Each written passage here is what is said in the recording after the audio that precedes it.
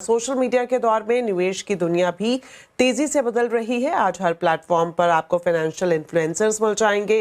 कोई शेयर से जुड़े टिप्स दे रहा है, तो कोई क्रिप्टो का फॉर्मूला बता रहा है, तो कोई जल्दी अमीर बनने के सपने दिखा रहा है। लेकिन सबसे बड़ा सवाल यही है कि क्या ये इन्फ्लुएंसर्स वाकई ही आपकी जेब भर रहे हैं या फिर आपकी मेहनत की कमाई को खतरे में डाल रहे हैं। तो मोहित जी से ये सब सवालों के जवाब हम जानेंगे और साथ ही जानेंगे कि इस दौर में आपको किसकी सलाह पर भरोसा करना चाहिए और कहां दूरी बनानी चाहिए। तो चलिए शुरुआत करते हैं बातचीत की। तो मोहित जी, सबसे पहले आपसे यही जानना चाहेंगे, इन्फ्लुएंसर्स की बात करें तो हमने देखा कि बीते कुछ वक्त में इनकी पॉपुलैरिटी इतनी ज्यादा बढ़ गई है। क्या वजह आप मानते हैं? तो देखिए, आई थिंक जो इंटरनेट का नया एरा है या जो डिजिटल बूम आया है, सिर्फ भारत में ही नहीं पूरे विश्व में, वहाँ पर तरह-तरह के इन्फ्लुएंसर्स बोल लीजिए या किसी भी क्षेत्र के जो इन्फ्लुएंसर्स हैं, उनकी जैसे बाढ़ सी आ चुकी है सोशल मीडिया पे। चाहे वो इंस्टाग्राम हो, एक्स हो, यूट्यूब हो, आपको दिखेंगे कि तरह-तरह के एक्सपर्ट्स जो हैं, वो अपनी राय आसानी से आपको डिजिटली मुहैया करा रहे हैं। अब देखिए, इसमें सब कुछ गलत नहीं है। अक्सर होता है, यहाँ पर सबसे अच्छी बात ये हुई है कि इससे एक नॉलेज की क्रांति सी आ चुकी है। आपको जिस सब्जेक्ट पे जहाँ पर जो नॉलेज चाहिए या आप जो समझना चाहते हैं, वो टॉपिक आसानी से आपको सरल भाषा में कहीं न कहीं सोशल मीडिया पे मिल जाता है। तो एक अच्छी बात ये है कि इन्फ्लुएंसर्स ने डिजिटली छोटे टाउन्स, छोटे शहरों में, हिंटरलैंड्स में नॉलेज को ईज़िली अवेलेबल करवा दिया है। एक टेक्नोलॉजिकल रिवॉल्यूशन है।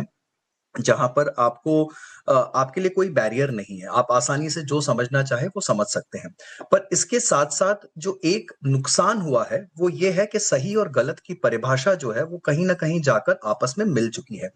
हमें आपको किसी को नहीं पता कि जो बताया जा रहा है वो कितना सही है, कितना गलत है, उसमें कितनी पारदर्शिता है, उसमें कितना अनबायस्ड व्यू है, उसके बारे में कुछ भी नहीं पता।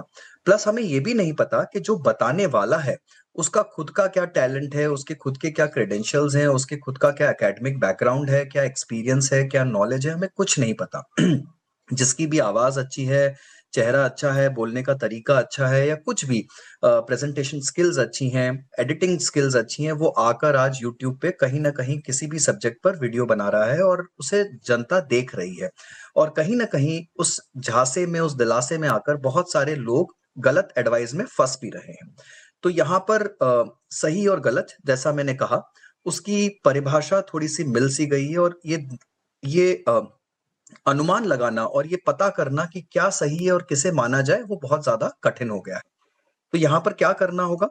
सबसे पहले आपको क्रेडेंशियल्स देखने होंगे कि जो बोल रहा है स्क्रीन पर, उनके खुद के क्रेडेंशियल्स क्या है, एक्सपीरियंस क्या है, बैकग्राउंड क्या है, नॉलेज क्या है, क्या वो सेबी सर्टिफाइड है, क्या वो रेगुलेटरी लाइसेंसेस उनके पास में हैं, क्या उनके पास में बोलने के पीछे के कुछ जो रिक्वायरमेंट्स होते हैं फुलफिल करने के लिए क्या वो है, राइट? तो कोई ना कोई बैकग्राउंड चेक स्क्रूटनी बहुत आवश्यक है। अगर आपको लगता है कि ये जो इन्फ्लुएंसर आपको बता रहे हैं, चाहे वो कितना भी अच्छा बताएँ टीवी पर, चाहे वो कितना भी अच्छा क्यों ना बोल लें, उनका प्रेज़ेंटेशन स्किल चाहे बहुत बेहतरीन हो और बहुत आसान भाषा में भी आपको समझा रहे हो, पर अगर उनके पास में बैकग्राउंड क्रेडेंशियल्स नहीं है, सेबी के दिए हुए सर्टिफिकेट्स नहीं हैं, अगर वो रिसर्च एनालिस्ट, आरआईए, एडवाइज़र इस तरह के लाइसेंसेस नहीं है उनके पास में, तब फिर मुझे लगता है कहीं न कहीं आपको बहुत सोच समझकर उन वीडियोज़ पे भरोसा करना होगा।